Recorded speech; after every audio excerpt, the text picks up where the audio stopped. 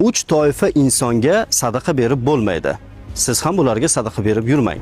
Birinchisi, o'zi soppa-sog' bo'la turib, yo'llarda, chorrahada qo'liga bola ko'tarib yoki soxta gips o'rab, soxtakor aravachaga, nogironlik aravachasiga o'tirib olib, hatto ba'zilari uyingizgacha keladi.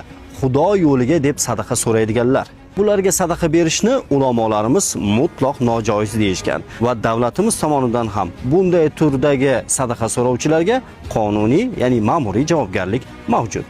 Ikkinchisi, sadaqa olgandan keyin pulini jinoyatga, yomon yo'llarga, gunoh ishlarga sarflaydigan insonlarga, qumorga tikishi mumkin, ichishi mumkin va hokazo va hokazo va hokazo. Bunday turdagi odamlarga ham sadaqa berib bo'lmaydi. Va nihoyat uchinchisi, diqqat qiling, uchinchi toifa ota-onaga sadaqa berib bo'lmaydi. Nimagaki ulamolarimiz farzand butun mol dunyosi bilan birgalikda ota-onasining mulki hisoblanadi deganlar. Farzand uchun ota-onaga yaxshilik qilish, ularni moddiy barcha ehtiyojlarini qoplash vojib amal hisoblanadi. Shunday ekan, bu 3 toifaga sadaqa bera ko'rmang. Aslida ulug'larimiz bizga sadaqani maxfiy qilishni buyurganlar.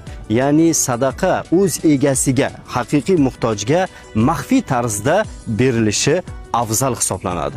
Mabodo siz maxfiy qilishga urinsangiz-da oshkor bo'lib qolsa, buni zarari yo'q.